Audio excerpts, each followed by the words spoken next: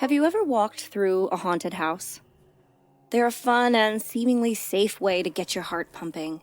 Most of them have a formula. A series of misdirects and jump scares designed to lull you into distraction with a story or provide a false sense of security, and then bang, they hit you with the chainsaws.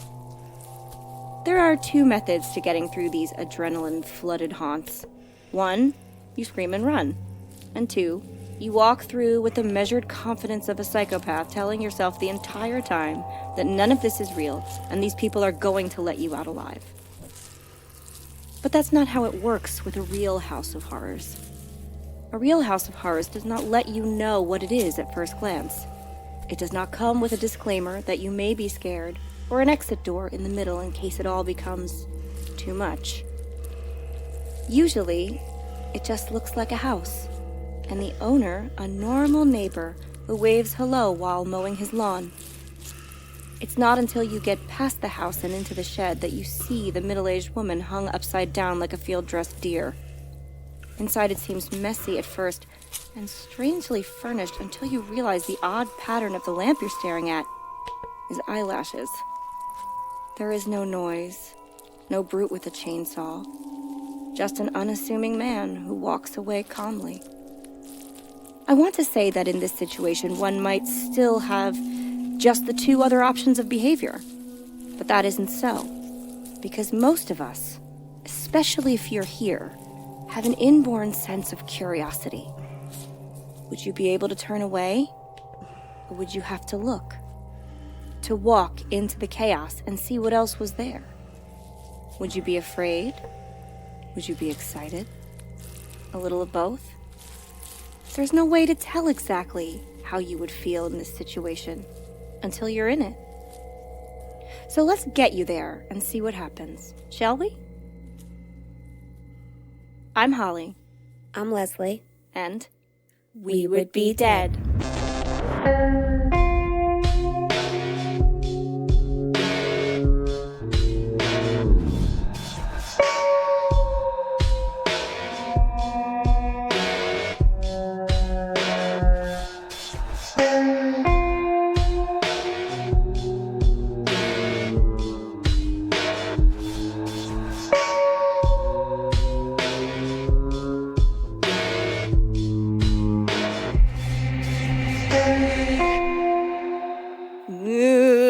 I hate haunted houses. I have very mixed feelings about haunted houses and haunted attractions in general, because I love the setting and the experience and the makeup and the story, but I hate to be startled. Yes.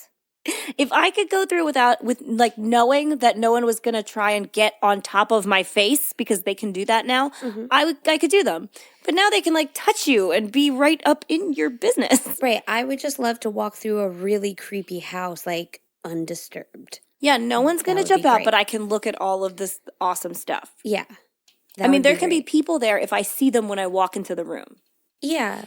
Yeah, I'd rather there be a group with me, or I'd rather there be you're not going to be around. By yourself. Actors. Yeah. But yeah, I don't want to be startled. I don't want to be harassed. I don't get anything from that. Some people do, and great for you, man.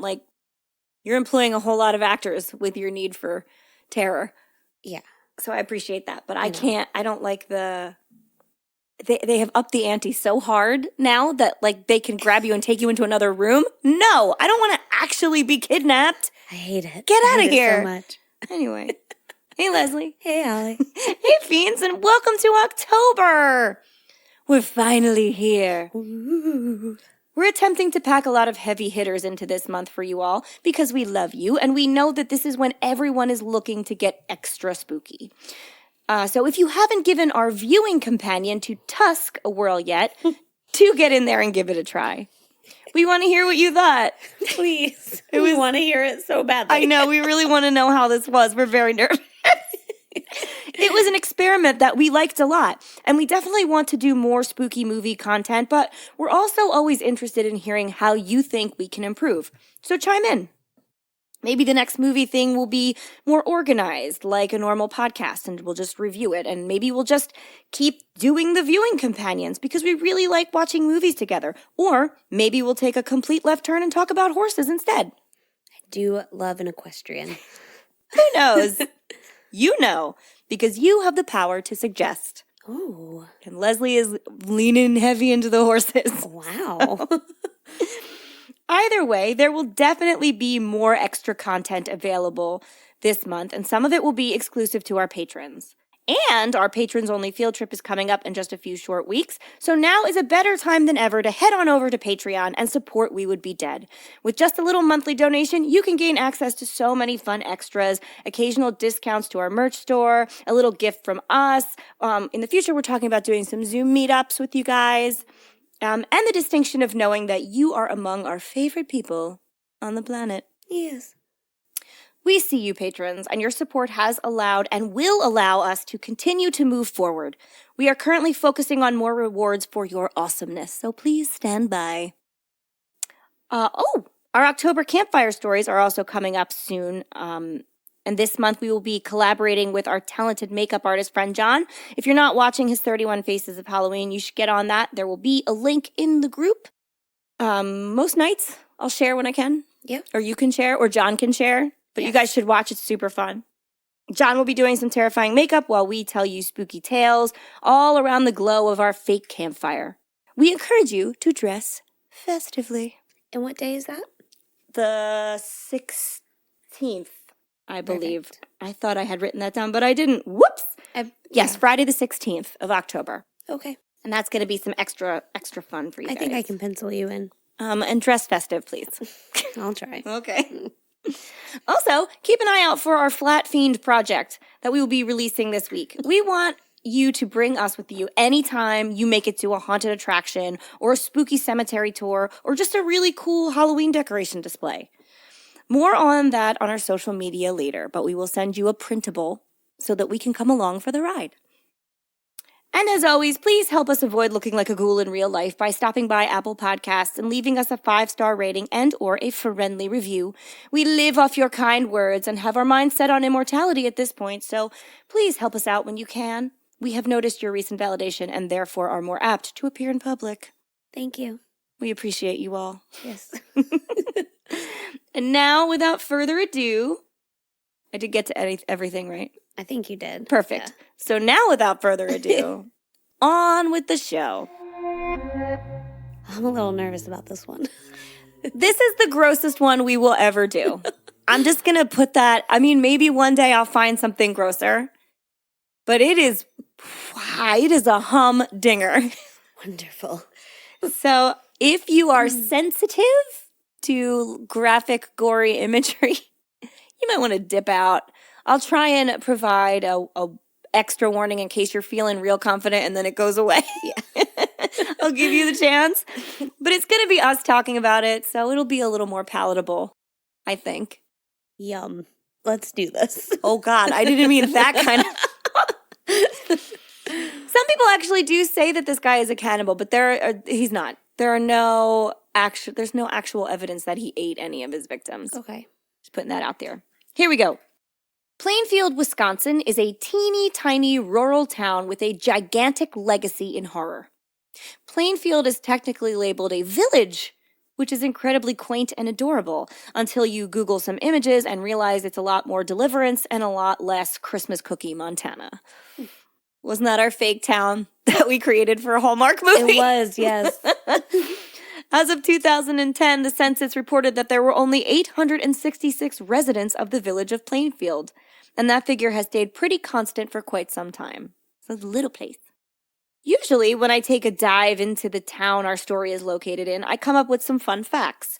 A little bit of history, another famous resident, or an oddball landmark, but not this time. Nope. Plainfield's got nothing. Big old goose egg. It is known for exactly two things. First, Plainfield is where half of the Werner Herzog film Strotsky, I believe is how you pronounce it, was shot, which should give you a little insight into what we're dealing with right there, as Werner Herzog isn't exactly known for films that are cheery and not bleak. Yeah. And second, Plainfield was the home of today's subject, known fittingly as the Butcher of Plainfield, and sometimes a slightly more fanciful Plainfield ghoul, Ed Gein. I know, ghoul. That's a good one, right? What did that director do? Werner Herzog. He makes documentaries and stuff. They're very depressing. Okay.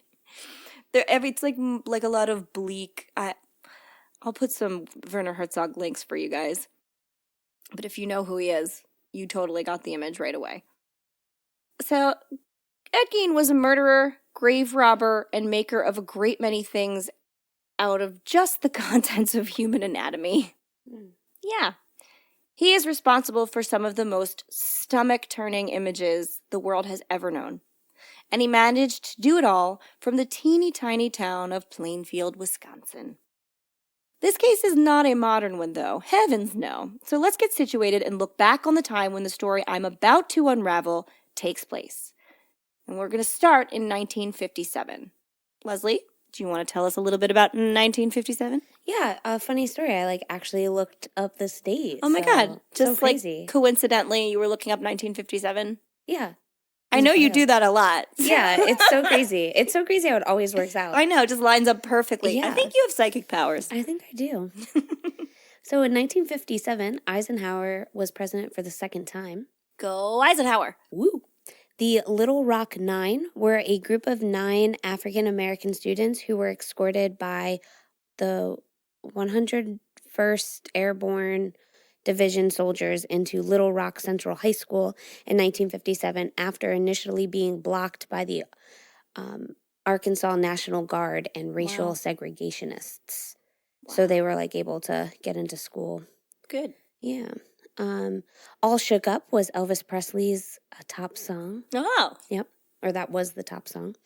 The top movies were An Affair to Remember, Jailhouse Rock, 12 Angry Men, Old Yeller, and Bridge on the River Kwai. Oh, serious business. I know.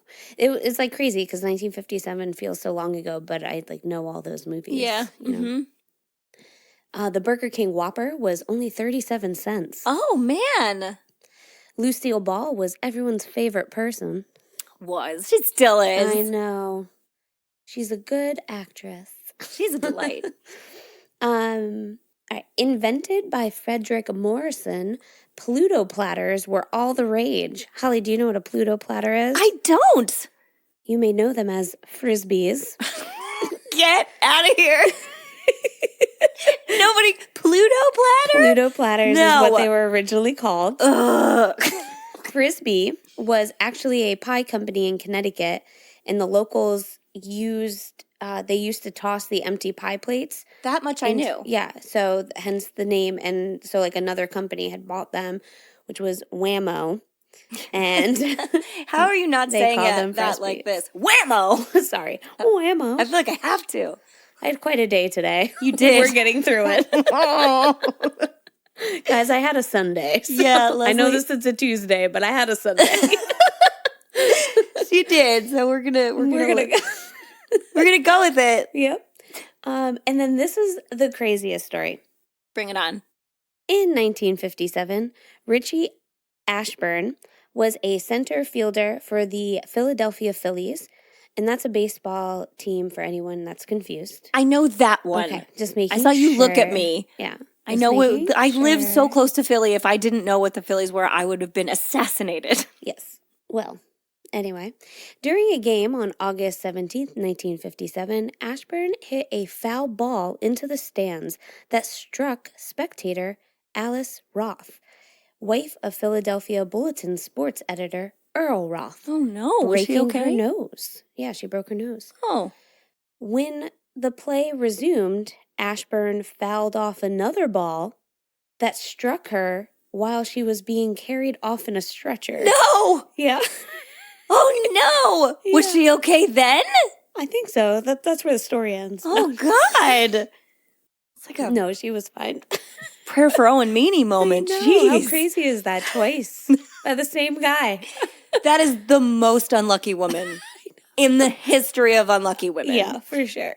I'm pretty unlucky, and she puts me to absolute shame. I know. Oh, Lord. Well, so that was 1957. Man, what a time. So Get yourself in that place. We're in 1957 in little tiny, teeny tiny Plainfield. And while we're there, November is deer season in Plainfield. I mean, I guess it's deer season all over the place, but Yes. it's especially in Plainfield. And every morning before the sun peeked over the horizon, the men of the village are traditionally up and out. The temperature would be around a brisk 26 degrees at that hour and only climb to roughly 43 in the heat of the day. The men would bundle up and layer on their camouflage, packing their guns and sack lunches. They would quietly drive out of town and into the woods as the sun came up slowly and blanketed the town in light. Meanwhile, anyone who remained would go about their days as usual, making breakfast for their children, opening up businesses, and beginning their farm work for the day. You see, Plainfield was an old-style Main Street town built in the middle of a lot of farmland. Most of the residents were farmers, but the land in Plainfield was harsh and inhospitable, so everyone seemed to be struggling when it came to both money and food, hence the deer hunting. So they decided to be farmers in a place where you couldn't really farm. Perfect. Good. And they just kept doing that. They didn't stop trying to farm. They just kept trying to farm. That's all they knew. You would think at one point someone would be like, this farming is not working out well. We should take up something else. Maybe have a factory or something. I don't know. No, they just kept at it. I guess there's something to be said for their tenacity. Yes. November 16th, 1957 was a morning just as I had previously described. After most of the men went off to hunt, the town began to open for the day. By midday, though, a few residents had noticed that the hardware store was suspiciously still closed. The doors remained locked, the lights were off, and there was no note on the door from the owner, Bernice Worden, as to when she would be back. And this was out of character for Bernice. Remember, we're in a small town where everyone knows everyone, and they knew to expect the hardware store open, and so if she had to go off for a little while, she'd just leave a little note that would be back in an hour or had an appointment, but there was none of that.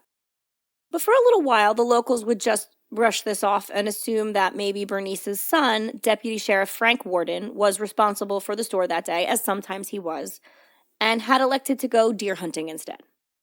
As the day pressed on, and no one saw hide nor hair of Bernice, it became clear that something must be wrong. So the police were notified. Another Plainfield resident told authorities that they had seen the hardware store's truck leave from the rear of the building around 9:30 a.m. Bernice's son Frank returned from deer hunting at approximately 4 p.m. and was met by local police, who informed him of his mother's disappearance. Frank told authorities that his mother was supposed to be in the store that day, and this was highly irregular. He sped over to the store to see what might have happened. Being the town's deputy sheriff, this was double duty for Frank. He opened the door of the hardware store to discover a less than promising scene. The store's cash register laid open, and bloodstains covered the floor. Not looking good for Bernice. Not at all. While there was no surface evidence that presented itself immediately, Frank Worden already had a suspect in mind. 51-year-old local handyman and quiet weirdo Ed Gein, who we all know totally did it. Spoiler alert. I know, we talked about him already. Ed lived on the outskirts of town in a rundown farmhouse. He was quiet and odd, unkempt, and often dirty. A lot of times people said he was kind of gross and smelly. He did odd jobs to stay financially afloat, and since the death of his mother, he had done little to keep up with the farm. Ed had come into the hardware store the night before and told Bernice that he would be returning in the morning for a gallon of antifreeze. And sure enough, the last sales slip that Bernice had written out on the morning of her disappearance was to Ed Gein for a gallon of antifreeze. So he's a man of his word. My goodness. With that, the Waushara County Police were off. That's the county in which Plainfield is located. Waushara is how I'm gonna pronounce that with confidence. Correct me if I'm wrong. Bold. I'm going bold this week. Other residents had informed the police that Ed had been invited to a neighbor's house that evening for dinner, as he was a lonely old bachelor and a few families would occasionally take pity on him. And in reality, while weird, Ed was always kind enough, especially to the area children, which sounds like it's going in a total pedophile direction, but it's really not. There's not pedophile stuff in this one, so breathe easy in that regard. Thank God, too, because honestly, I have a hard time with crimes against kids, and last week we had a few. When authorities arrived at the neighbor's house, the woman of the house was quick to inform them that Ed had just left to take her son to the grocery store for a few last-minute items. But remember, he is not terrible to kids, Right. so it's not going to end badly for the son. Okay. Phew. Just a little relief right in the beginning. So the police hightailed it out of there in record time, meeting Ed at the door and placing him immediately under arrest. With that, the Waushara County Sheriff, Arthur Schley, headed off for the Gein house to look for Bernice Worden, hope still flickering in the back of his mind that maybe she was still alive. Oh, Sheriff. You sweet, sweet summer child. Oh. Upon arrival at the Gein residence, it became clear that no one was home. But the sheriff and his team had grounds to enter, obviously, though I bet they wish they hadn't. First, police walked through the property and searched for unlocked doors, because there's no need to make more work for themselves, right? The door's unlocked, you go through that one. Sure. They found that no doors to the main house were unlocked, but there was an outbuilding, and that was sometimes referred to as a shed in some recountings of this, but more accurately it's called a summer kitchen, which is a building that would have been designed to be next to the main house, where you would prepare food in the summer months to keep the heat of the hearth that needed to be constantly running for food prep and canning and stuff away from the house, thus keeping the living quarters cooler. Right. This is pretty smart. Yeah, very nice. The sheriff entered the summer kitchen slowly through the unlocked door. It was dark and smelled of dampness and decay. As he wandered past the threshold, Sheriff Schley felt something brush his head. He looked up and noticed that something was hanging from the ceiling, and upon first sight he thought it to be a field-dressed deer.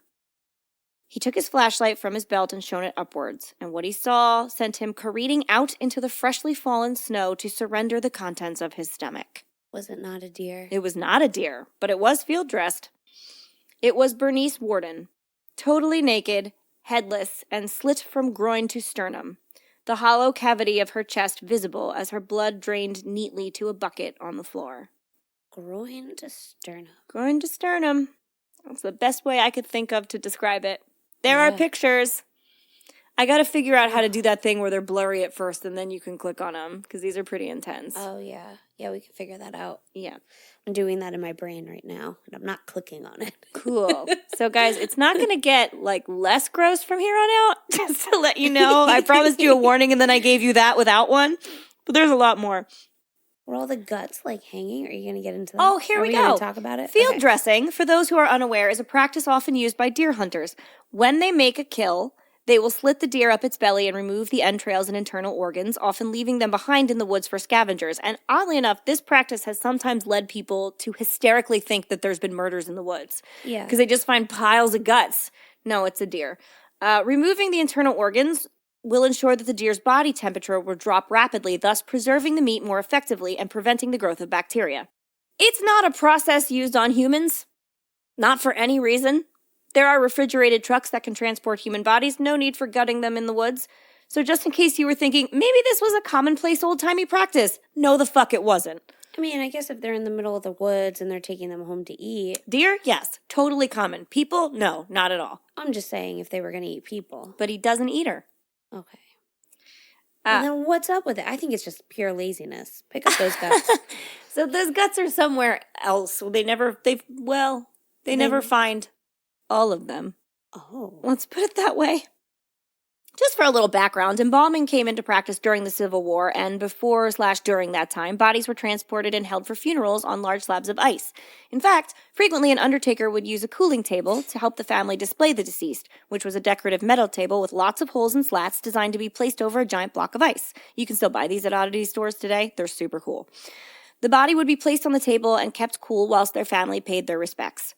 Field dressing has been around a lot longer than those contraptions, and no one thought to use it on family members. Nowhere in the history of mortuary science was field dressing grandma commonplace. This was batshit crazy, and we're just getting started. Ooh. Though the position of Bernice's body, which I have yet to fully describe, may seem insane to a casual onlooker, it would be a familiar sight to deer hunters. As I mentioned earlier, Plainfield was full of those, policemen included, so the sheriff certainly knew what he was looking at and why it might have been done. Now on to exactly how Bernice was positioned. A wooden crossbar sharpened at both ends was inserted between the tendons of each of Bernice's ankles, and her arms were tied to her legs, so she was hung upside down, spread eagle, to drain, which is exactly the way a deer would be prepared for processing or taxidermy purposes. Now, I truly wish I could tell you that this is all they found, but it is by far not. Moving further into the summer kitchen and immediately calling for backup and probably Lysol gloves and 1,000 plastic bags, on the table, they found a soup bowl fashioned from a human skull cap, which was, of course, just one of a set because who only has one bowl? That would be crazy. I was just thinking, like, you would have this bowl. Listen, I'm not going to eat out of an actual skull cap. I can tell you where to buy one, though. Unless it was a donated skull. Unless I know it's ethically sourced. And even then, I'm still not eating out of it. Yeah. I would put it on a shelf. God, Leslie. It would have, like, your candy corn in it. Oh, that I would do. Or, like, potpourri. 100%. Yes, that I would absolutely do. And I can tell you guys where to buy a skull cap if you want one. Don't worry about it. I can't. You can if you want to. You're right. I can. Oh, my God. And because when it comes to decor, there has to be a theme, the detectives also noticed a chair at this macabre table that looked different than the others. It turns out that the woven seat of the chair had been removed, and it was replaced with what looked like a large section of tan skin, secured expertly with upholstery tacks, though it did not bear the hallmarks of animal skin, because it wasn't. This particular leather had come from a human. Oh. Didn't see that coming. Yes, yeah, dead. I'm making it sound like these items were easy to discover, though. They weren't. Not that they were exactly hidden like one would imagine someone would do to items they fashioned out of human remains, but they were rather lost in the litter of an absolutely squalid living space. It looks like an early hoarder lived in a crumbling farm home, kind of like Miss Havisham married Elmer Fudd, and the two never left their house and just got crazier and crazier as time passed. All right, I'm with you. Because Ed Gein looks like Elmer Fudd. Fight me. Yes, he does. He does. That's so funny. He has the hat on in like every picture of him. The hat on and that facial expression like, there, what? I can't. With those discoveries hanging in the air and reinforcements on the way, the sheriff decided they better get into that house. When they did, they discovered more of the same, obviously, and more of the, holy shit, I did not imagine this could get worse and weirder, but it did. First, I assure you that the 4 remaining chairs on the set were inside. Great. What are we, farmers? Oh, no, wait, we are farmers. But if you get that joke, it was hilarious. And if not, I feel sorry for you. I'm not going to explain it. There were also so many more skin items. There was a trash can fashioned out of skin. Ew. Yeah. Several lampshades. Ew. And if that gives you Nazi vibes, well, it should. He had to get his inspiration somewhere, and we will get back to that. The mess was littered with more skulls as well. 2 of them were affixed to the ends of Ed's bedposts. And I mean... You are like... Yeah. You're torn with those, aren't you? That's a badass bed! Sorry. I mean, my aesthetic is not crumbling farmhouse of horrors. It's more artfully placed than that. But, like, could you now put, like, fake skulls on your bedpost? I would never now put without fake about skulls him? Anywhere. You're right. What was I thinking? Get out of here. Mine would be a beautiful, like, brass bed. Well, that's what I was something. saying. Like, if it was like an iron, like an iron skull, like on your, would you not think of him? So, like, I don't know. Ed Gein would have done this. No, because I just innately think this is far more artful than that guy. Elmer Fudd would never. He did it all wrong.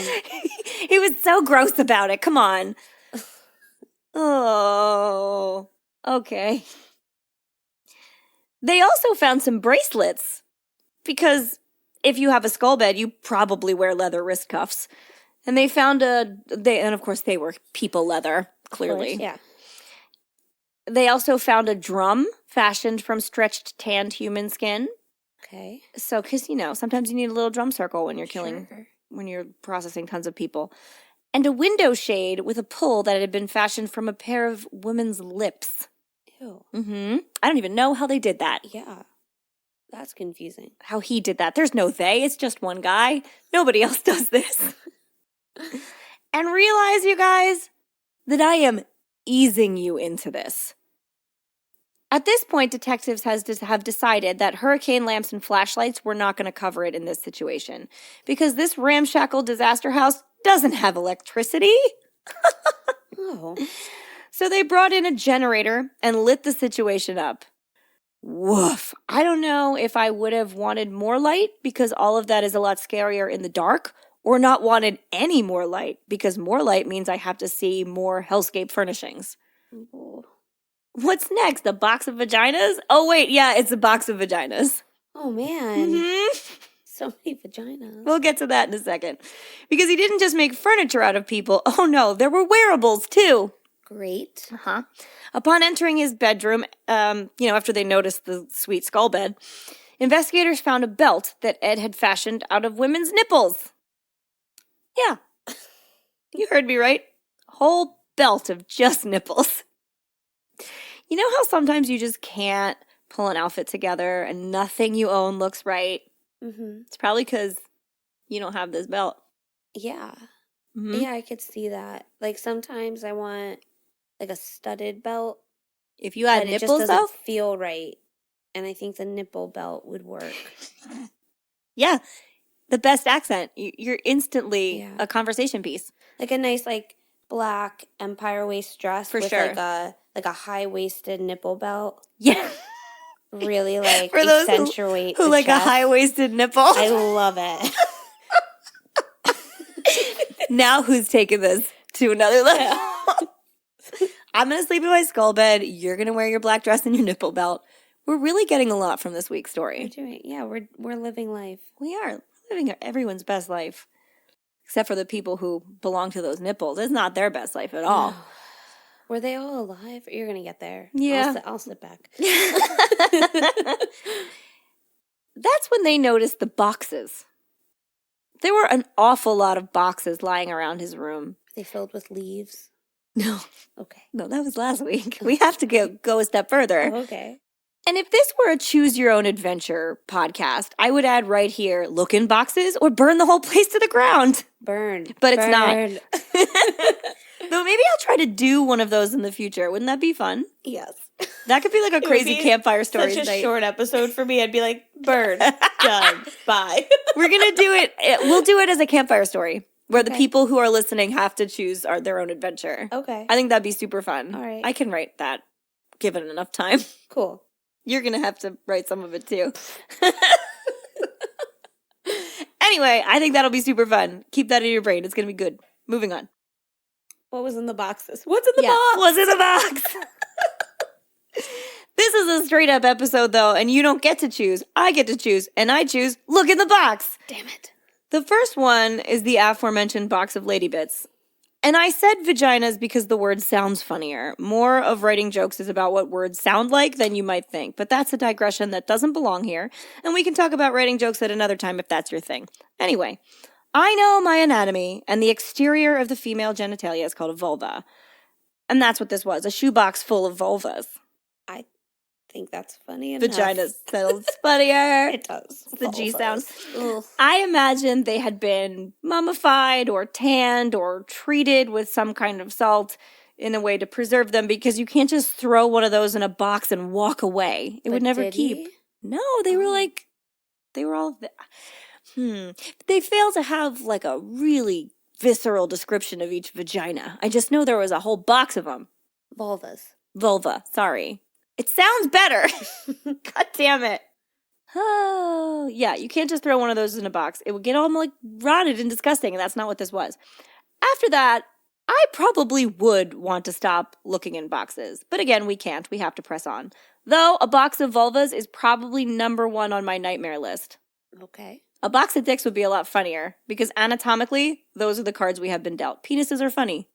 Yeah. They just are. What's in box number 2?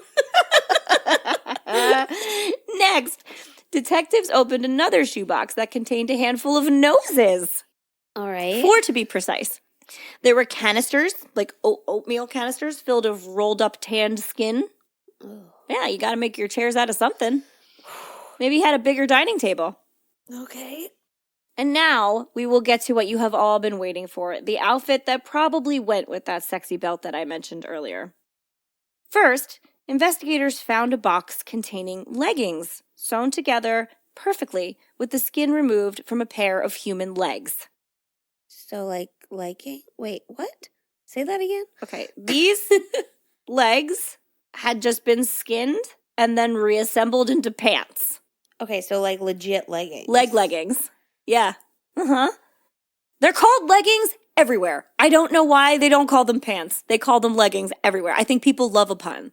Probably. This is like clinical reports. All felt like so good about it. We're gonna call them leggings. And these are like police reports. They call them leggings. I don't. Okay. That's what they found in box number whatever.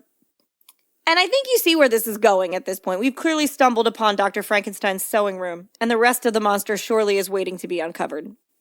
I'm sorry, Frank, I didn't mean to do you dirty in a joke. Frankenstein is actually my favorite monster, or Frankenstein's monster if you're purists who get angry. I am one of those. You shouldn't be, because you can actually use both colloquially. But for those of you keeping score, I also look forward to covering Mary Shelley as soon as possible. Because I love her, and I wrote college essays on her. Cool.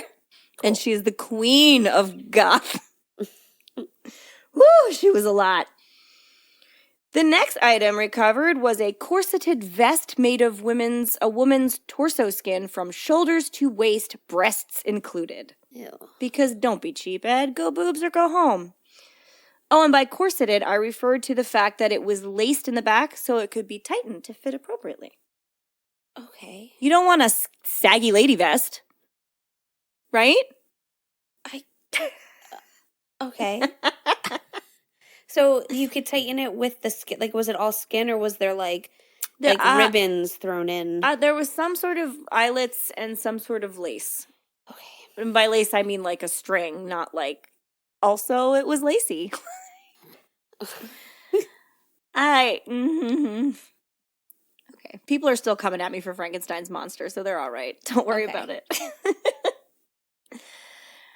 There's no word on whether there was any boning to retain the shape, because of course it has boning in it, yep. But that would have been a lot more difficult to accomplish. And though we learned later that Ed wore many occupational hats, seamstress was not one of them.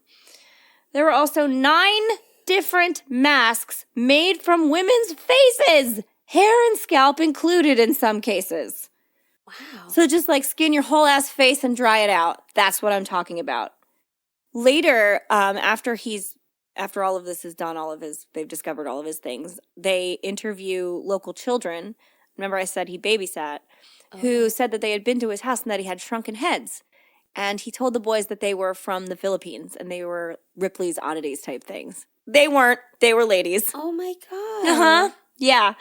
What's even better about these masks that he had was that they were mounted on his wall in his bedroom for the most part, like hunting trophies. Some of them still with lipstick on their mouths. Ew. Mm-hmm. I hate this story. I told you it was going to be the grossest story. It's October. We're starting it off with a bang.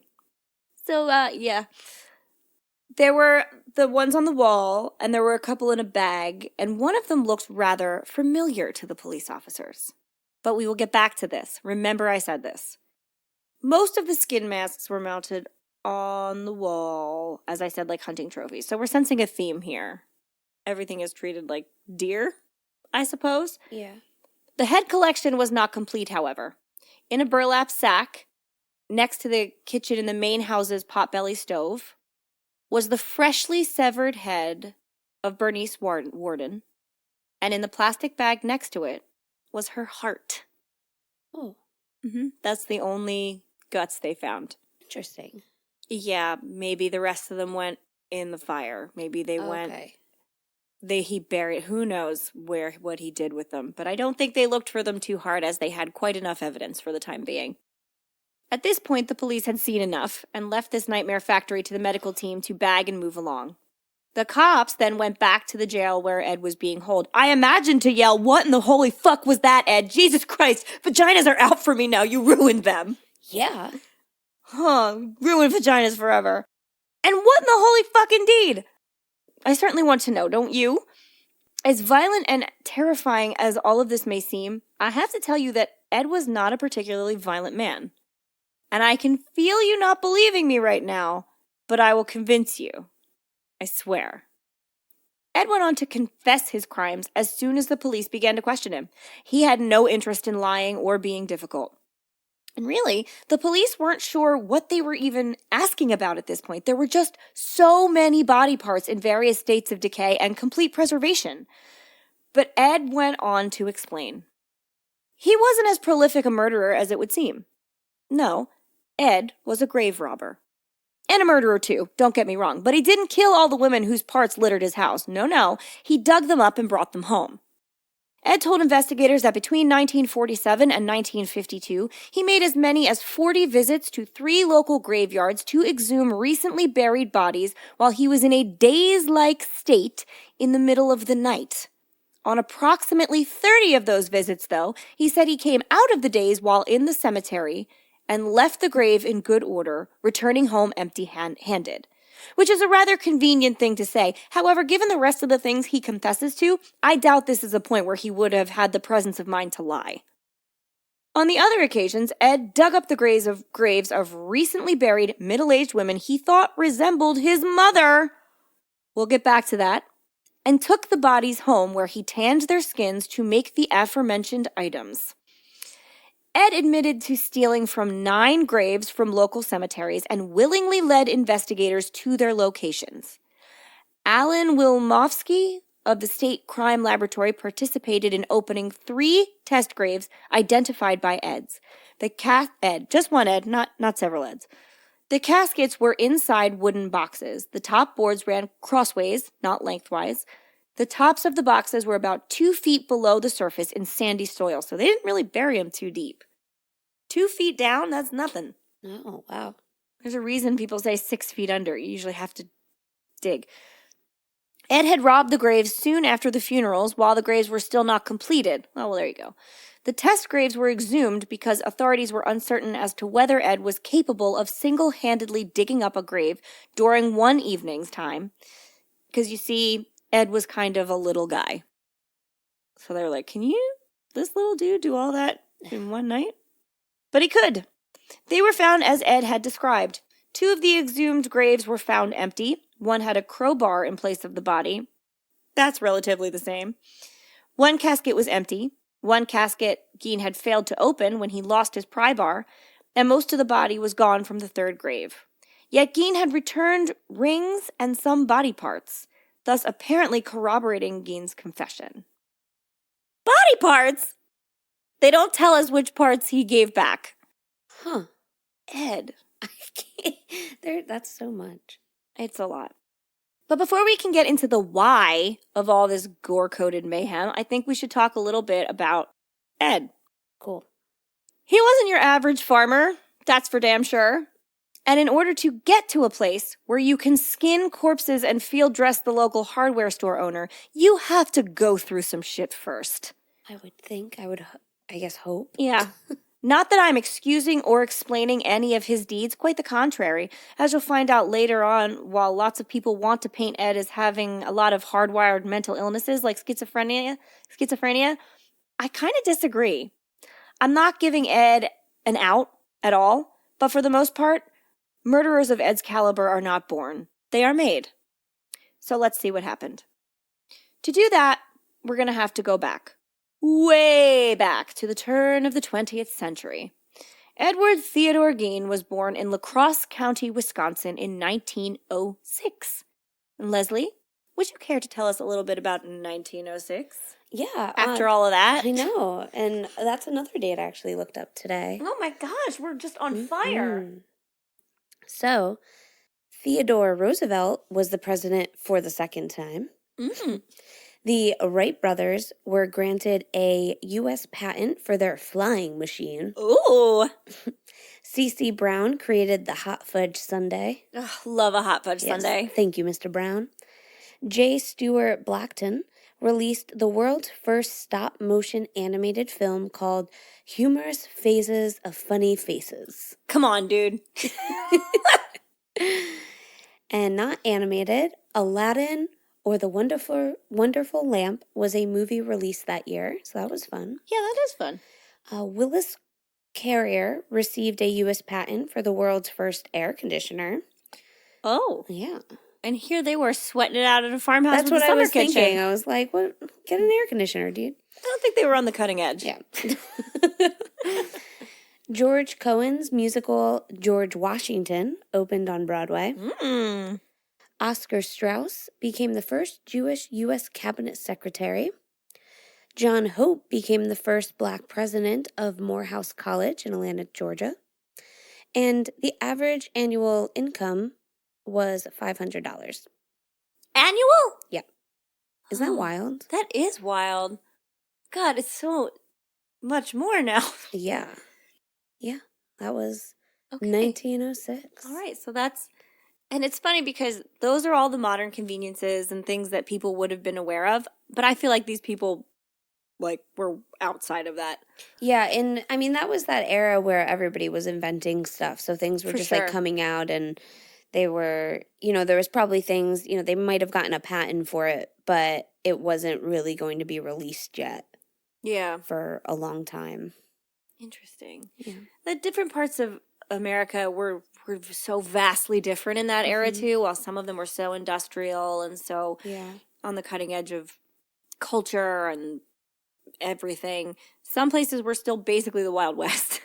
Right. I mean, at this point, like, electricity was not in most houses still. And it was gas lamps. Mm-hmm. I don't even know that the Geins had gas lamps. Oh, wow. I don't know what the status was on the electricity in that house. I know when the police went in there, they had flashlights and lanterns, and then they brought in a generator to shine on lights. So I'm assuming they just had no way to illuminate this house at night. It's like, it was the 50s. Elvis was jailhouse rockin'. I know. Why was that the way you lived? Like, people were watching television. Yeah, well, not him. Yeah. I will post pictures of his house in our photo suite this week. Ones that you can view without being completely and totally traumatized. And ones that will traumatize you. Hopefully, like I said, we'll figure out how to blur them so you can make the decision on whether you want to see something crazy graphic or not. Because I don't particularly want to spring that on people. So, but thank you. You're very welcome. I'm going to show you later anyway. Ed was the second of two boys, born to George Philip Gein and Augusta Wilhelmine Gein. Ooh, rhymey and possibly wrong. Confident this week. Gonna go in. Ed had an elder brother, Henry George Gein, as well. Now, Ed's parents were real interesting characters, but they would have to be, right? Yep. They were two people who, for the life of me, I cannot explain how they ended up together. George was sort of a jack-of-all-trades, master-of-none situation. He worked a lot of odd jobs, including blacksmithing. Okay. Not an odd job a lot of people pick up, but it's 1906. You have to have a smithy. Yep. Tanning, which would explain how Ed was so familiar with the process. He did carpentry and sold insurance, but he could never really hold down a job because of his penchant for drinking. George was a pretty extreme alcoholic, and according to some sources, given to the odd extramarital affair. Augusta, on the other hand, was the complete and total buttoned-up opposite. She was a stern and profoundly religious woman who believed in discipline, piety, modesty, unwavering biblical obedience, and back-breaking work. Damn woman. Yeah. She was a real spare the rod, spoil the child type of gal. A real hoot at parties. Cool. Yeah. George and Augusta married in 1899, and things were trash at home immediately. George drank all their money away, and Augusta believed that sex was wrong and filthy. Even married sex, all sex, wrong and filthy. Yet somehow they did manage to have children. So I guess George had to preface things with, "This is for procreation, and I hate it as much as you do." That sounds about right. Right? This is the Lord's work. I don't want to do this, but God's making me. we have to have babies. Yeah. So let's go. And all of that sounds very sexy if you ask me. Super. Mm-hmm. Because George was a nonstop marching band of disappointment, Augusta was given to berating him loudly and insulting him, especially in front of his children. Which, come on, girl. George would respond to this by beating her, and occasionally the boys. That sounds about right. So the Gein household was not a very happy one. The Geins originally lived in La Crosse County, which was a more populated and urban section of Wisconsin at the time. Lots of bars for George to waste away in. And when the boys were still quite young, Augusta's brother, who owned a grocery store, sold like a franchise of that grocery store to George to run. And it was near Plainfield, so the Geins up and moved to Plainfield, which, makes sense. But Augusta kind of really ran with this opportunity and relocated the family to a very remote 155-acre farm. It wasn't like in the town. It was kind of on the outside. It was extremely isolated, and even when visitors attempted to call, Augusta would turn them away. So even if the neighbors were like, "Welcome, wagon," she'd be like, "No." She believed the outside world was filled with sin and sinners, and that her boys would be corrupted should they be allowed to experience much of it. Freaking fire and brimstone. Ed and his brother did go to school, though. They weren't allowed to have friends. Heavens no. Or I shudder to even think about it. Date. God no. That was never an option. Ed's classmates would all remember him as an odd loner, which is the common theme in our podcasts. They said he would also often laugh inappropriately at random times. And this is a fun behavior you might recognize from the movie Joker. It's called paradoxical laughing. And it's classically a tip-off that something else is going on in the old noggin. Paradoxical laughing is a sign of mental illness and unstable moods. And the big mental illnesses like schizophrenia, not just little ones. It can also be a manifestation of extreme anxiety, which I would also have if I thought I was wading through the devil at school nonstop. Every day, after school, the boys would return home and spend hours listening to Augusta read from the more violent portions of the Old Testament concerning death, murder, and divine retribution. Augusta was fervently religious, and I guess she declared herself as Lutheran, which always struck me as weird because I didn't think the Lutherans were as strict as other sections of Christianity, other sects of Christianity, that is. I would have gone for like Pentecostal or something, but no. She identified as Lutheran. She preached to her boys about the innate immorality of the world, the evil of drinking, and her belief that all women, except herself, every other woman but her, were naturally promiscuous and instruments of the devil. Nothing too crazy. And Ed really took this to heart, by the way. He thought his mother was perfect, a divine creature sent directly to the earth by God.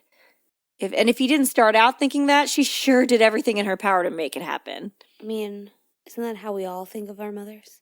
Yes. Contrary to popular belief, Ed was not below average intelligence. There are so many accounts of this story that like to paint him as somebody who just like didn't know better and was very backwoodsy. And I'm not going to discount the backwoodsy thing. He sure was that. But his IQ scores were average, and he did relatively well in school. He was just extremely socially inept, mainly because everyone was terrifying and he wasn't allowed to socialize. Right. That'll do it. Ed attended school up to just the 8th grade, at which time he would have begun working on the farm to help his family. You talked was it last week or a couple weeks ago, about how Victorians viewed their children as little adults? Yes. That would be similar to this. So 8th grade is not that old. And at that point in time, he started working on the farm to help his family. And he would remain at that farm for the rest of his free life. Okay. On April 1st, 1940, Ed's father, George, died of heart failure, caused by his alcoholism at age 66. It's 1940, mind you. So this put Ed at about 34 years old, living at home, with no friends, and never having gone on a single date. Sounds like my brother. Oh, no. That's not true. Just kidding. Sorry, Adam. We're just making sure you're listening, Adam. He's fine. So he's never gone on a date ever, and he also believes that his mother is a physical manifestation of God. Yes. He's doing great. Wow. I mean, it's kind of a good life. Is it? If that's what you think. If you're living with, like, the divine. I don't think it's a good way, because his mother is like the divine enforcer. Right. It's a very strict, I mean, I guess he doesn't know anything else. Henry and Ed... every other woman around him just wants to have sex with him and manipulate him. That sounds terrible. I mean, when you put it that way... Maybe he felt great. I don't know. But also, he can't have any of them. Right. No matter how much he might want one. That is extremely confusing. I'm very popular, but I can't go near them, and everyone thinks I'm weird. Yeah. Good times.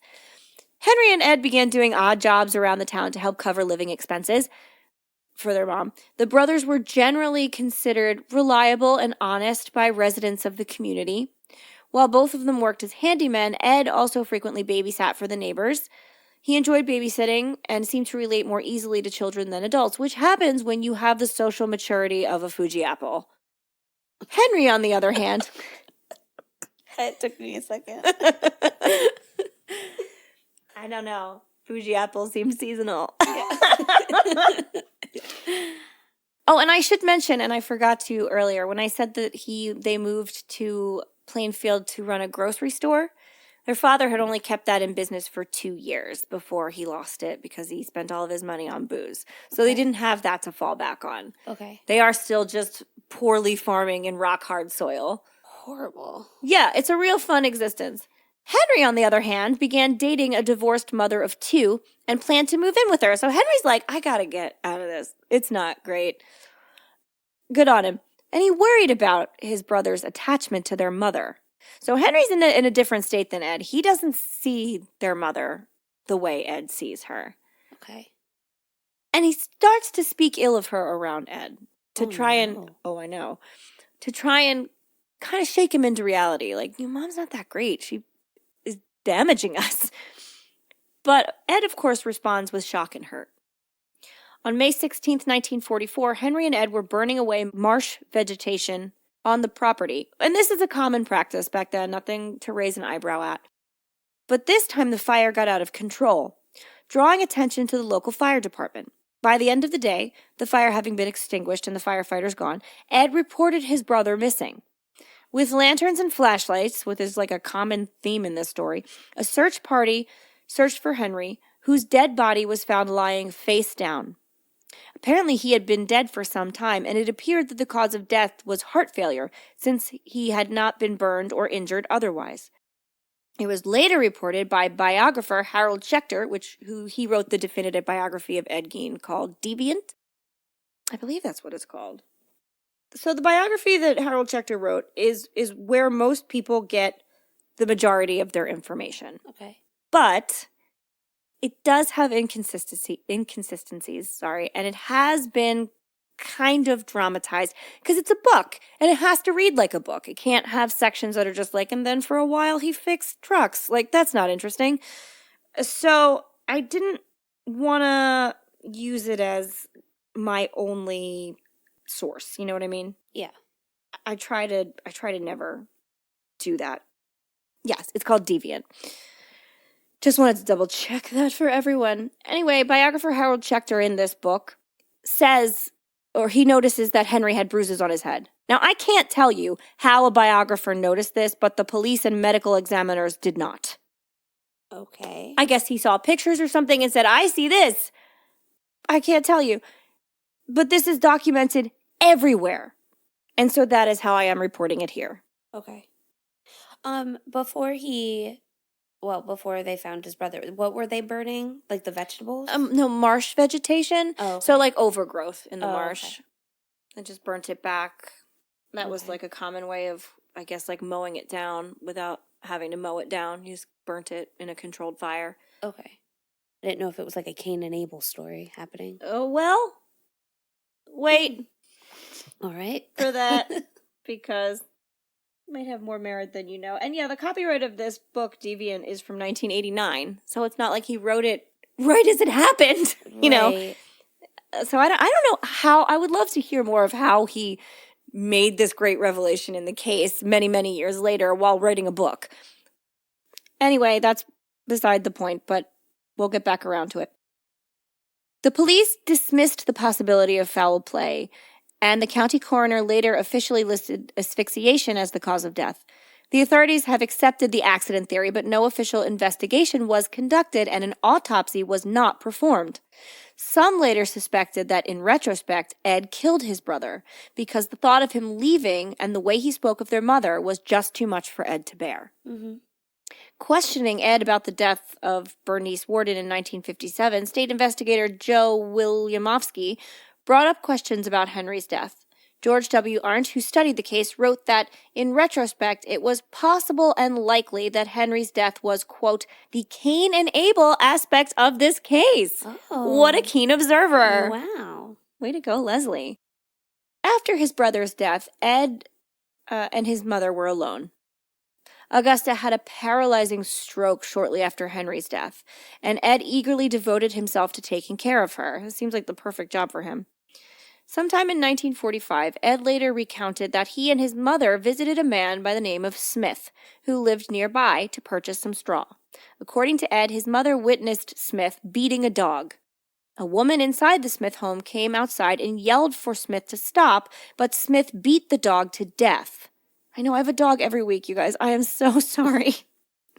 Augusta was extremely upset by this scene, and I think we're all upset by this scene. But she was not upset for the usual reasons. What bothered Augusta did not appear to be the brutality toward the dog, but rather the presence of the woman. Augusta told Ed that the woman was not married to Smith, and so she had no business being there. Smith's harlot, Augusta angrily called her. She had her second stroke soon after, as the world seems just way too much for her to handle. And her health deteriorated rapidly. She died on December 29th, 1945, at the age of 67. Ed was devastated by her death. In the words of author and apparently amateur detective Harold Schechter, he had, quote, lost his only friend and one true love, and he was absolutely alone in the world. Ooh. Yeah. And here's where I will mention one thing I left out about the crime scene. The rooms the police explored were horrific chaos, yes, but the whole house wasn't like that. In fact, any part of the house that Ed's mother had used, including her bedroom, the upstairs and downstairs parlor, and living room, had been boarded up, walled off, and left just as they had been on the day she had died. Museum quality. Oh, my. Mm-hmm. He wouldn't do any of that in places where his mother would have been. Around this time, Ed became interested in reading pulp magazines and adventure stories, which like crime stories is what they called them, adventure stories back then, but this would be like, you know, the crime stories of the time. Okay. Pulp fiction novels and stuff like that, and magazines, particularly those that involved cannibals or Nazi atrocities. Police found quite a few pulp fiction novels and books about Nazi shitfucks like Angel of Death himself, Dr. Joseph Mengele, whose medical experiments and subsequent human skin furniture so far exceeded the levels of humanity, one might assume that that there has to be another word for what he was. Something beyond monster. Just an exploded star of torture and suffering. Anyway, we can see from whence Ed drew his inspirations. What should have been a cautionary tale read more like a manual to him, apparently. Mm-hmm. If you will recall, I also mentioned before that the police recognized one of the preserved skin masks, right? Yeah. Well, that was because another murder had mystified Plainfield just a few years before Bernice Worden. In 1954, local tavern keeper Mary Hogan had mysteriously gone missing.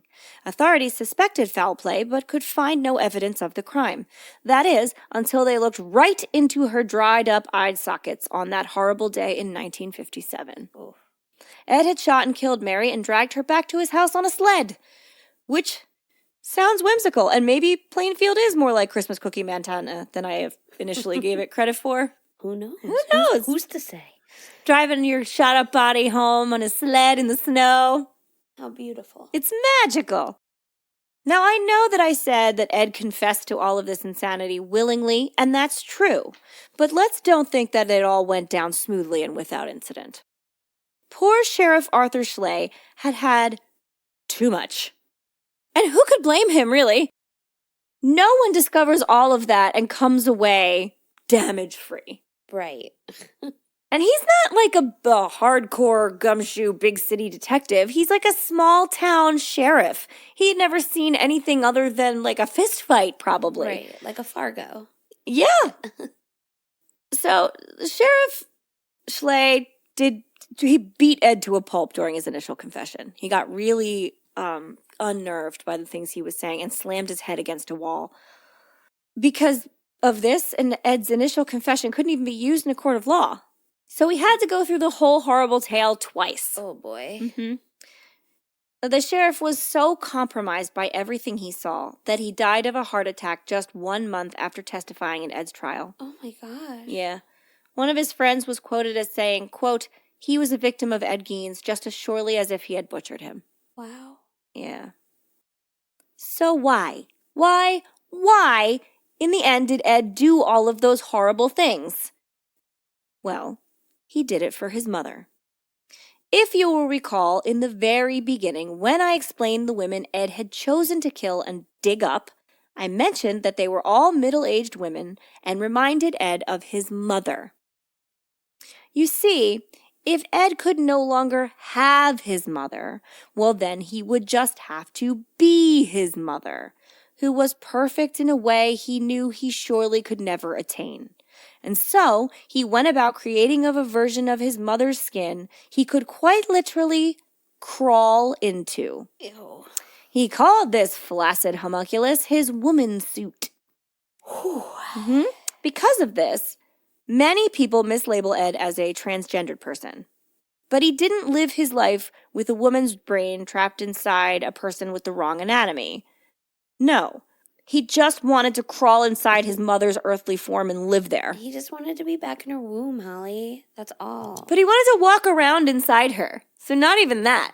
Yeah, but if he was in her womb, she'd be walking around. He wouldn't be pulling the strings, though. Yeah, but he can't because he can't actually get back in her womb. Yeah. This is the closest he can I think get. there's some of that, but there is an element that he says of wanting to be her. Right. Yeah.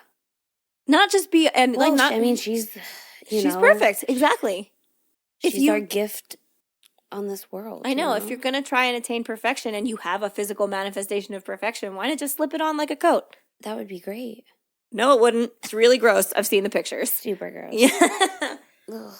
Even saying all of it feels filthy. So what became of Ed, you ask? I do. Mm-hmm. On November 21st, 1957, Ed was arraigned on one count of first-degree murder in Waushara County Court, where he pleaded not guilty by reason of insanity. Ed was diagnosed with schizophrenia and found mentally incompetent, thus unfit for trial. And we don't see that often. It doesn't usually work. He was sent to the Central State Hospital for the Criminally Insane, which is now called Dodge Correctional Institution, because we don't call people criminally insane anymore, which is a maximum security facility in Waupun, Wisconsin, and he was later transferred to the Mendota State Hospital in Madison, Wisconsin, where he lived out the rest of his days. In 1968, doctors determined Gein was, quote, mentally able to confer with counsel and participate in his defense. The trial began on November 7th, 1968, and lasted 1 week, which is not a lot of time for crimes of this magnitude.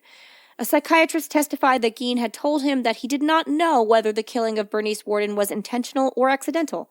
Gein had told him that while he examined a gun in Worden's store, the gun went off, killing Worden. Gein testified that after trying to load a bullet into the rifle, it discharged. He said that he had not aimed the rifle at Worden and did not remember anything else that happened that morning. At the request of defense, Ed's trial was held without a jury, with Judge Robert J. Gallmer presiding. Ed was found guilty by Gallmer on November 14th. A second trial date dealt with Ed's sanity, and after testimony by doctors for the prosecution and defense, Gallmer ruled Ed, quote, not guilty by reason of insanity, and ordered he be committed to Central State Hospital for the criminally insane. Ed spent the rest of his life in a mental hospital. Judge Gallmer wrote, quote, due to prohibitive costs, Ed was tried for only one murder, that of Mrs. Worden. He also admitted to killing Mary Hogan. It would be too expensive to charge him with 2 crimes? Okay. What? You know your town is small when it's they just can't be bothered or afford to convict you of your second crime. So confusing. Yeah. Shockingly, as I mentioned, this is one of the very few cases we will cover where, and it's such a small town where you don't think they would make those kind of allowances, but they deemed him insane. And it works. And frankly, there are other people we have covered that I think were far more fitting of an insanity defense than this guy. Yeah, I mean, there were definitely screws loose. Absolutely. I'm not saying he was totally fit and ready to go, but he also was existing in society without incident other than the stuff he did under like a cover of but secrets. He was doing like a bunch of weird things. Yeah, he was weird to be sure. You know, he was doing a lot of weird things and then like sprinkled in some killings. Do I think Ed was schizophrenic? Honestly, I don't know. Schizophrenia was a mental illness that at the time doctors didn't really understand that well, and honestly, they still don't fully understand it.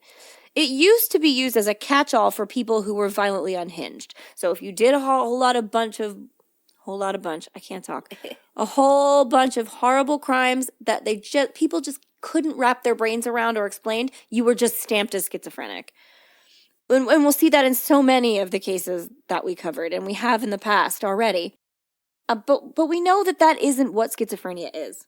You can be schizophrenic your whole life and not commit a single violent act. It is not an excuse for killing people, even though it would be easier for the legal system and medical community if it were.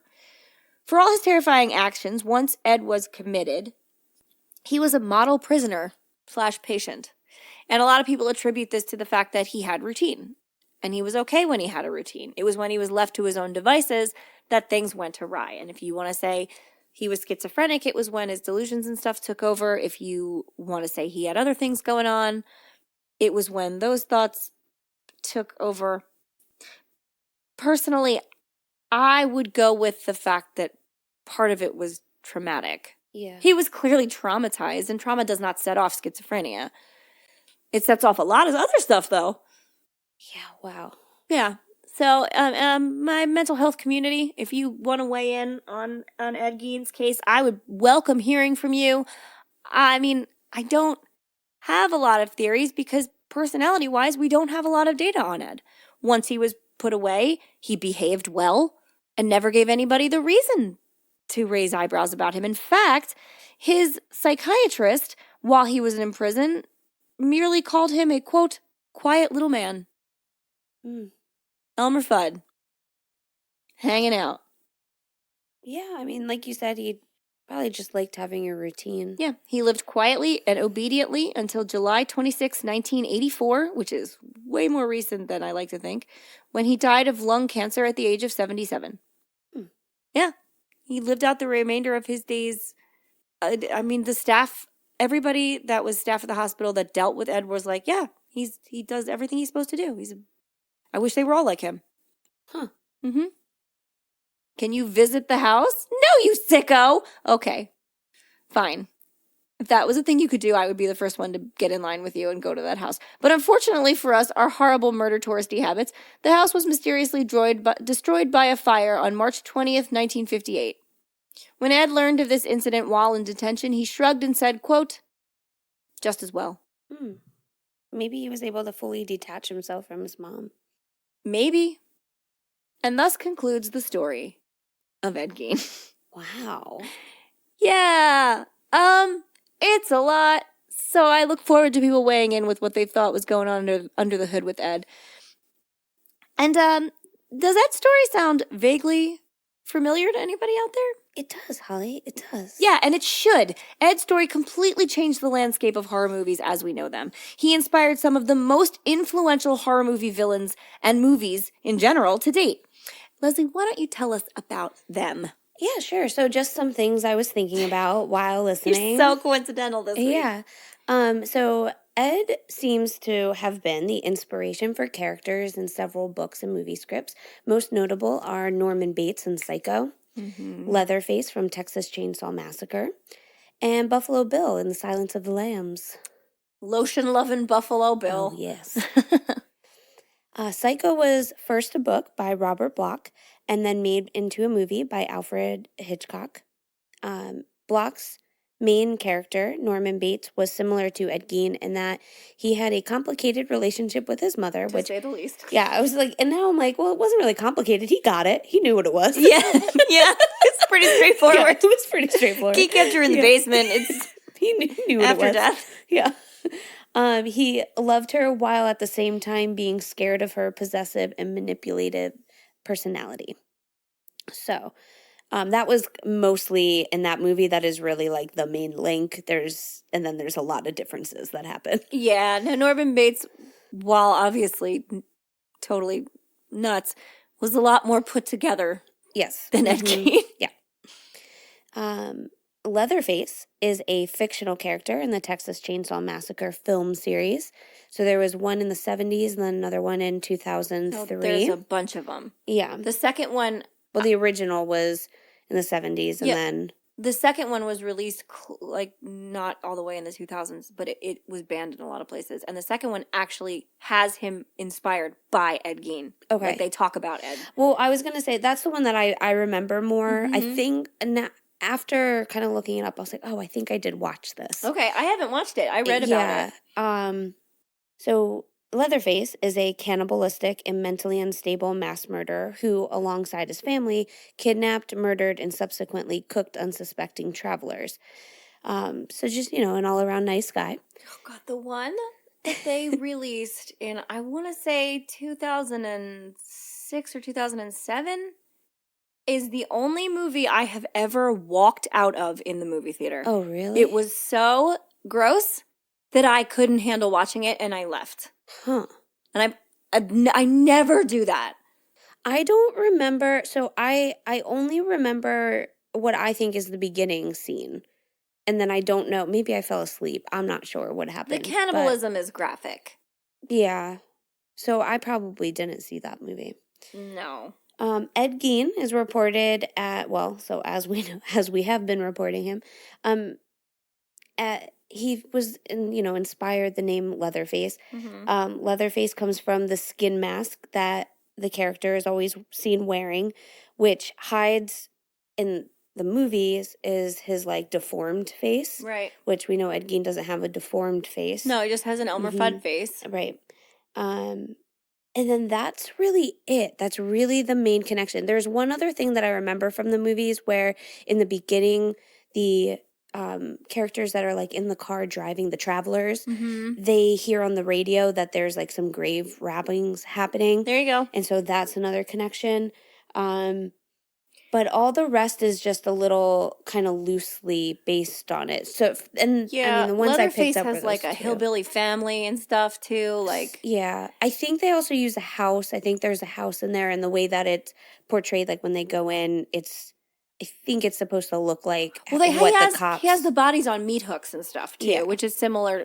It's actually not as bad as the Ed Gein stuff, but it is similar. Yeah, to the stuff that he had done. Also, the second one was released in 1986, and that's the one that deals directly with Ed Gein. They say, I mean, apparently it was banned in a lot of. It's not. Yeah, because that one didn't even pop up for me. No, I read about it while I was doing my What the Friday this week. So if you guys haven't seen that, you should watch it. My bad. I'll tell you some stuff. I actually didn't talk about Texas Chainsaw Massacre 2, but I did read about it. Okay. Yeah, I don't know. That's what I read. Okay. It just isn't as easy to find. Yeah. Well, if we get more information, we can put it out there. Mm-hmm. And then the last one was James Gumb, or Buffalo Bill. He's a fictional character and the main antagonist of Thomas Harris's 1988 novel, The Silence of the Lambs, and its 1991 film adaptation of the same name. Yes. In the film and novel, he is a serial killer who murders overweight women and skins them so he can make a woman suit for himself. And Ed Gein is obviously similar to this character in that he also made female suit to wear. Listen, if you're going to wear leggings, they can't be peg leg girls. They have to be girls who have a leg you have some room to make pants out of. For sure. It's just logic. Makes sense to me. Yeah. So most of these I found, there were a couple other extra inspirations. In Psycho, Robert Bloch he was thinking of Ed Gein in that, whereas Alfred Hitchcock didn't. He just was inspired by the book. Right. Less than Ed Gein. Yeah. That makes sense. And in my What the Friday, I talk about the real Hannibal Lecter. So if you don't know who that is, go and watch, because he was also based on a real doctor. Yeah, he's a fantastic psychologist. We should all be so lucky. Yeah, but unfortunate. Actually, he was a medical doctor. He wasn't a psychiatrist. He was actually a medical doctor because while in prison, he performed life-saving surgery on another inmate. Yeah, well, I think he was supposed to have, like, worked in the war. Distinctly possible. Or something. I don't know. There's a whole thing. But I think he was a medical... Yeah, I read about him this week. I think he was a psychiatrist. I think that's what he was, a psychiatrist. Again. He definitely took in patients like that. That's why they would come to him to talk through other, like, serial killers. No, he did not do that. That's just Hannibal Lecter. I know. Isn't that who you were talking about? Alfredo Balletrevino. This is the guy that Hannibal Lecter was based on. Sorry. I thought you were talking about Hannibal Lecter. No, I'm talking about the guy who actually inspired him. Okay, sorry. He's a medical doctor in a Mexican prison that Thomas Harris met. Yeah. And again, like I said, I talk about it in What the Friday. So if you already saw it, sorry. But he had... Thomas Harris found out about him because he was talking to another prisoner who had committed a triple homicide for a piece he was writing for a pulp-type magazine. And this guy was like, I have to tell you, my fellow inmate saved me. I was shot by crooked guards. And on the spot, this guy dug the bullet out and saved my life. And he said, well, I have to talk to this guy. This is a crazy, crazy story. So he talks to this guy, and he's like very elegant and well-spoken and well put together. And while he was in prison, he was helpful. And his demeanor was fantastic. And he goes on to tell him he was there because his younger male lover cheated on him. Mm-hmm. And he got very devastated. And so he injected him with sedatives, drug him into the bathtub, slit his throat, cut him into tiny pieces, put those tiny pieces in boxes, and buried the boxes on his father's farmland. A valid response. Mm-hmm. But... what was his name? Thomas Harris, the author of Silence of the Lambs, left the prison thinking, I can't believe this man did that. Like, this man is so intelligent and so well-spoken and seemingly so helpful. Uh-huh. I can't believe he would ever do such a thing. And on his way out, the guard kind of noticed him looking like, what the hell, you know? And the guard said, listen, I know what you're thinking, but that guy is crazy and he is exactly where he belongs. Right. And that's what lit the spark where he was like, I should write about someone who is very smart and very well spoken, but savagely crazy. Yeah. And that's where Hannibal came from. Cool. So there you go. Great. That was information you didn't need, but I gave you anyway. Fantastic. That clears up our confusion. Yes, I know actual Hannibal Lecter was a psychiatrist. Okay. And yes, we would be blessed to have him, all of us. Unless you were, what Mason, the one guy's name, that doesn't, things don't go well for him in the end. Oh, yeah. He has a very hard time. Yes. Yeah, poor guy. Gary Oldman, total chameleon. Wasn't that Gary Oldman? Yes. In one of the films? I think it was. I'm so bad with names. Anyway, you'll tell me if it wasn't. John's probably like yelling at the... It's okay. He's editing. If I'm wrong, John, you can feel free to yell at me. I think it was Gary Oldman because it's usually the person, he's such a chameleon that I usually remember finding out. Yeah. Things like that. I think we've covered so many bases. I think we did. And so good. If we had No? We have to toast. Oh, we have to toast? Shoot! It was all so much, I couldn't even think of it. No. Who do you want to toast to? Shit. Maybe the detective that died from the heart attack. Yeah, the sheriff. He had a real rough go of it. Yeah. And maybe his brother, was it Henry?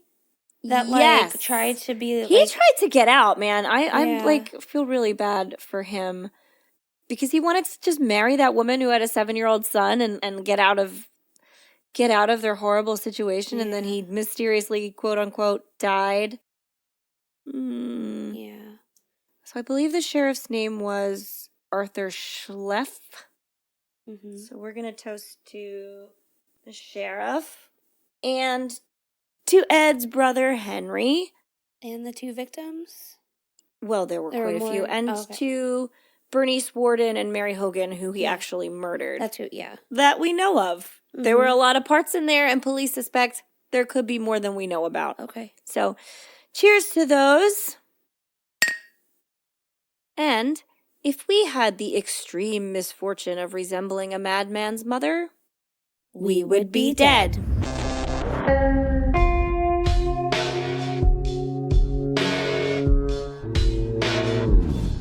Thank you for listening to the We Would Be Dead podcast. Hit subscribe now to never miss an episode. Rate and review our show on iTunes. Follow us on Facebook, Instagram, and Twitter at Would Be Dead Pod. And join our Facebook group to discuss the podcast and more.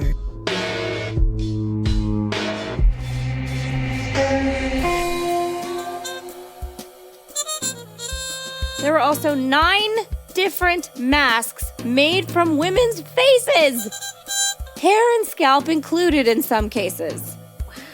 So just like skin your whole ass face and dry it out. That's what I'm talking about.